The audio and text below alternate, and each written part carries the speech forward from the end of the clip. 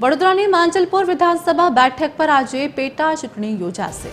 MLA Yogesh પટેલના નિધનથી ખાલી પડી હતી આ માંજલપુરની બેઠક, જેમાં 260 મતદાન મથકો પર સવારે 7 થી સાંજે 6 વાગ્યા સુધી મતદાન થશે। કુલ 2,19,494 મતદારો આજે વોટિંગ કરશે।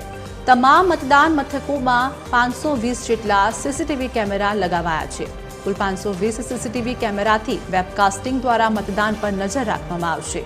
1400થી વધારે પોલીસ તેમજ અર્ધલશ્કરી દળની ટુકડીઓ પણ તૈનાત કરવામાં આવી છે।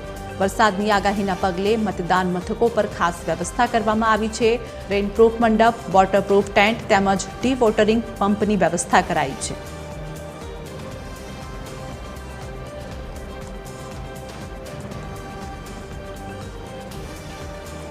તો આજ મુદ્દે અમારી સાથે એસોસિએટ એડિટર અમિત અમારી સાથે લાઈવ જોડાઈ ગયા છે।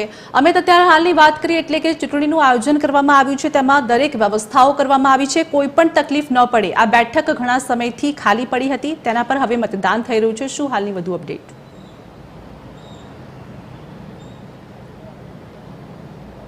જુઓ, છેલ્લા 1 મહિનાથી વડોદરાની આ માંજલપુર વિધાનસભા બેઠક પર ભારતીય જનતા પાર્ટી हो કે કોંગ્રેસ તેમના દ્વારા ચૂંટણી પ્રચાર ખૂબ જોરશોરથી કરવામાં આવ્યો અને આજે એ દિવસ છે કે જ્યારે માંજલપુર વિધાનસભાના રહીશો તેમના નવા ધારાસભ્ય ચૂંટવા જઈ રહ્યા છે। જે મતદારો છે એ હવે આજે 7 વાગ્યાથી જ્યારે મતદાન શરૂ થઈ ગયું છે ત્યારે ધીમે ધીમે મતદાન કેન્દ્રો પર પહોંચી રહ્યા છે। આ માંજલપુર વિધાનસભાનું શ્રેયસ વિદ્યાલયનું મતદાન કેન્દ્ર છે।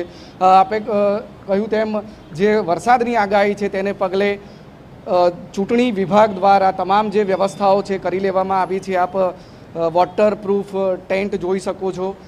આ ઉપરાંત જે સિનિયર સિટીઝન્સ છે જે સૌથી પહેલાં વોટ કરવા માટે પહોંચી રહ્યા છે તેમને કોઈ પણ પ્રકારની તકલીફ ન પડે તેને લઈને તમામ જે વ્યવસ્થાઓ છે એ કરવામાં આવી છે।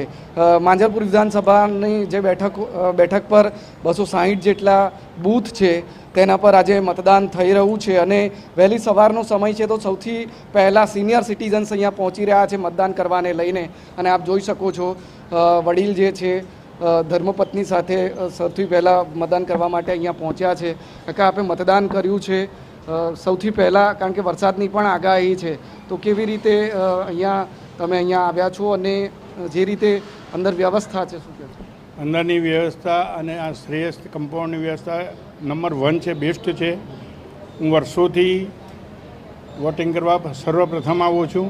લોકશાહીમાં એક મતનું અગત્યતા હોય છે અને માંજલપુરનો વિકાસ, શહેરનો વિકાસ અને રાષ્ટ્રના વિકાસ માટે મતદાન જરૂરી છે। મારા બૂથની તમામ સોસાયટીઓના પ્રમુખને ફોન કરીને આવ્યો કે વહેલામાં વહેલા બધા જ મતદાન કરી દો।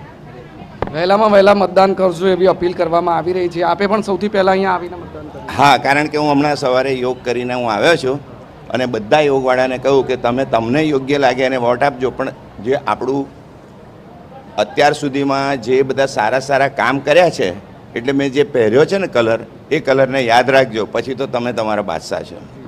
તો મતદારોની પોતાની અલગ અલગ પ્રતિક્રિયા છે અને મતદાન કરવા માટે જ્યારે પહેલાં પહોંચી રહ્યા છે, આપ શું કહેશો? મતદાન કર્યું છે, વહેલા આવીને કેમ? વહેલા આવીને પછી બીજું અમારું કામકાજ થાય, રૂટિન કામ આપણું થાય એ માટે અમે વહેલા આવ્યા છીએ અને ગરદી પણ ન પડે અમને।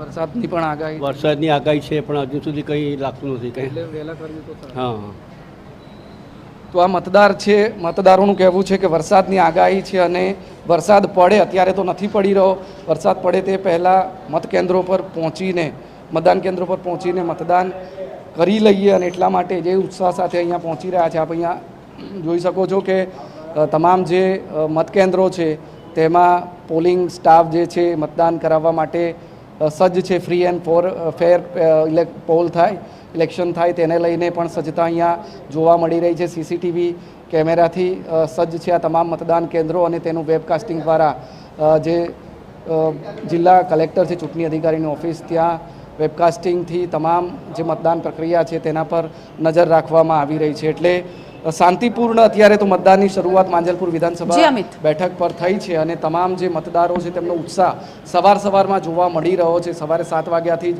વિશેષ કરીને સિનિયર સિટીઝન્સ અહીંયા મતદાન કરવા માટે પહોંચી રહ્યા છે, કારણ કે વરસાદની આગાહી છે।